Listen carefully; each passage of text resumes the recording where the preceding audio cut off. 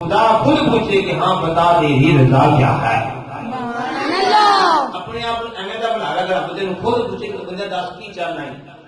نبی تو غلام اللہ کی گھر کا ادب کیتا جائے، احترام کیتا جائے، عزت کی جائے، ادب کے لحاظ نال بہ کے ادب احترام نال عبادتاں ریاضتاں کیتی جان.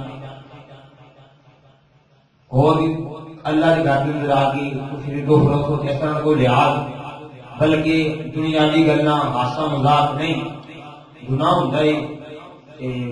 نبی تو غلام بلکہ فرمانی مصطفیٰ ہے کہ حضور نے فرمایا جڑا بندہ اللہ کی گھر کے اندر بیٹھ کے دنیاوی گلاں کردا ہے، دنیاوی گلاں کردا ہے، او دی نیکیاں ایویں سڑ کے راکھ ہو جاندیاں نے کہ جویں سکے تنے نو اگ لائی جائے، سکے درخت نو اگ لائی جائے نا تے سکا تنا سڑ کے راکھ ہو جاندا ہے.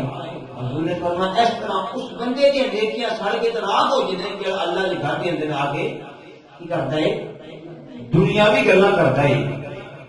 نبی دے غلام بہت سا گناہ ہوندا ہے، بلکہ حدیث میں ملتا ہے کہ جڑا بندہ اللہ کے گھر کے اندر آ کے ہاسا مذاق کرتا ہے بلکہ کھڑکھڑا کے ہستا ہے، کھڑکھڑا کے ہسن کی آواز ہوتی ہے، کھڑکھڑا کے ہستا ہے، وہ کھڑکھڑا کے ہسے گا، وہ ہسنا وہ قبر دے اندر اندھیرا کر دیتا ہے. اندھیرا کی کر دیتا ہے؟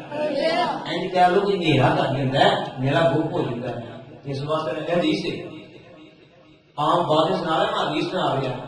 بلکہ نبی تو غلام الحمدللہ نبی تو غلامہ دا عاشقاں دا عقیدہ ہے کہ الحمدللہ دنیا میں کوئی بھی چیز حقیقت نہیں ہے.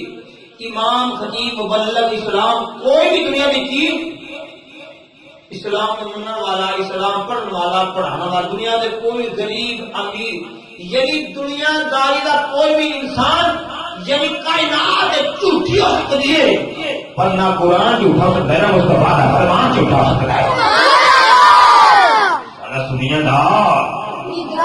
سارا سنیا دا یقین ہے، سارے سنیا